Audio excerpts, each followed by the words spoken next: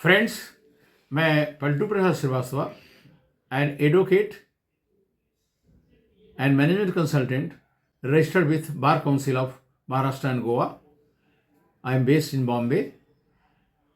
Friends, आज हम बात कर रहे हैं कि लैंड परचेज हो या फ्लैट परचेज हो या कोई भी चीज़ हो, बड़ा चीज़ हो, बहुत केयरफुल रहना चाहिए. उसमें फोर्जरी होने का बहुत चांसेस रहता है.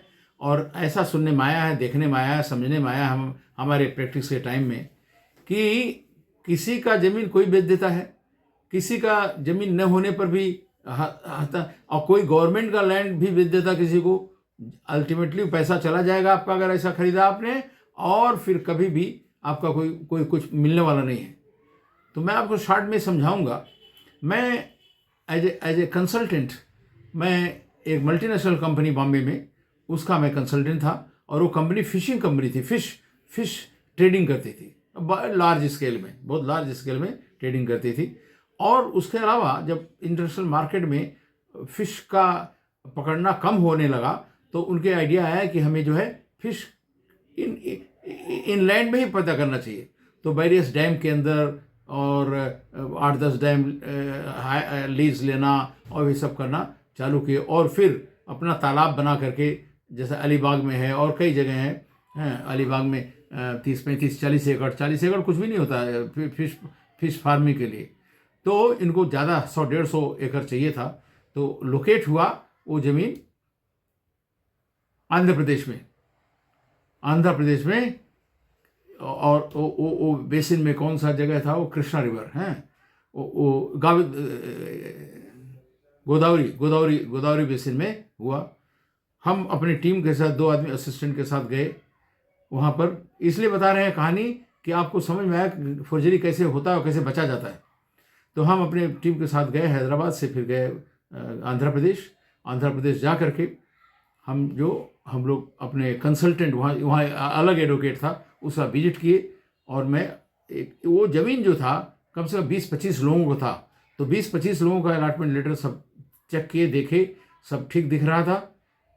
एक जगह हमें डाउट हुआ कि एक स्टैम्प है वो मिटा रहा है, ये लोग दिखा नहीं रहा. फोटोकॉपी जो दिया था हमको नहीं दिख रहा. बार बार कंसल्टेंट से, बार बार एडवोकेट से पूछ रहा हूँ, लोकल एडवोकेट से, भाई ये क्या है, क्यों नहीं दिखाई दे रहा. नहीं साहब ऐसे आ गया, वैसे वैसे कर रहा. और हम उस दिन रजिस्ट्री करने गए थे, हमारा पावर ऑफ अटॉर्नी था कंपनी का. मैं 150 एकड़ ज़मीन का जो नदी के किनारे था, जहाँ हम पांड बना करके फिश पालन करने वाले थे, बहुत बड़े स्केल में, करोड़ों रुपया लगने वाला, सैकड़ों करोड़ रुपया लगने वाला था, वो हम फाइनल करने गए थे. जब एक जगह कहीं हमें दिखा, और दिखा क्या कि ये जो है ये वन विभाग है, फॉरेस्ट डिपार्टमेंट का कहीं से स्टैम्प कहीं तो दिखा हमको. तो हमको इमीडिएटली डाउट हो गया कि हो न हो ये सारे जितना लैंड है ये फॉरेस्ट डिपार्टमेंट का है. और फॉरेस्ट डिपार्टमेंट में इंक्वायरी करने लगा बहुत हिसाब से, और यहाँ तक आ गया कि हमारे ऊपर सब गुस्सा होने लगे कि हम ही डील को रोक रहे हैं. हम तो फाइनल डेज में था, करना है. कहने नहीं ठीक है, हमने खाली देखने आए थे, और हमारे जो ओनर हैं, एमडी हैं, वो आएंगे, वो साइन करेंगे, हम तो साइन कर नहीं सकते. इसे उनको बोला, हालांकि हमारे पावर ऑफ अटॉर्नी था, हम साइन कर सकते थे. और मैं कैसे भी करके सारा पेपर लेकर आ गया. जब आ गया वापस, और एमडी को पता चला, मैंने उनको यूएसए में थे उस समय, मैंने फ़ोन किया कि this land doesn't belong to the sellers, this belongs to government of Andhra Pradesh and jungle forest department. They were shocked, all organisation was shocked. कम से कम 10-15 करोड़ रुपया चला जाता इस तरह से. फिर उसके बाद ये पता चला कि really it was jungle department का था, और वो लोग वहाँ खेती करते थे, और वो लीज ख़त्म हो गया था. इसलिए ये लोग चाहे हमारे नाम ये अलॉटमेंट है, हम चलो इनको बेच के किनारे हो जाते हैं, और खेती दे नहीं कर पाएंगे.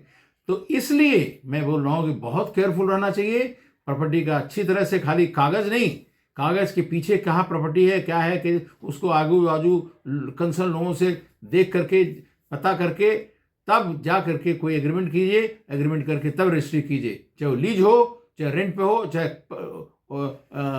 परचेज हो. तीनों अवस्था में ये बहुत इंपॉर्टेंट है कि आप जो है उसको कायदे से लें. हम तो लीज पे ही ले रहे थे 5 साल के लिए हैं, और लीज पे नहीं, आई थिंक 60 ईयर्स के लिए था, क्योंकि पांड्स वगैरह बनाते वहाँ 60 ईयर्स से लीज पे ले रहे थे। और हम लोग सब फंस जाते और गवर्नमेंट पकड़ लेती और हम लोग कुछ नहीं कर पाते और पैसा चला जाता। और 25 लोग कहाँ कहाँ रहते हैं क्या है, उनको ढूंढना, पकड़ना, प्रोसिक्यूट करना इतना ईजी नहीं था। वही आंध्र प्रदेश के कोस्टल एरिया में, गोदावरी कोस्टल एरिया में। तो इस तरह से हमारा कहने का मतलब ये है कि आप कभी भी कोई फ्लैट लें, कोई ज़मीन लें, कोई बंगलो लें, कुछ भी लें, तो आप अच्छी तरह से खाली टाइटल मत देखिए।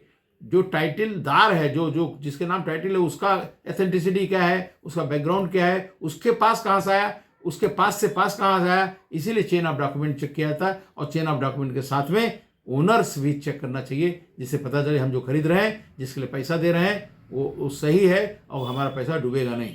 ये केयरफुल रहना बहुत ज़रूरी है आपके लिए और आपके परिवार के लिए। Thank you very much for watching.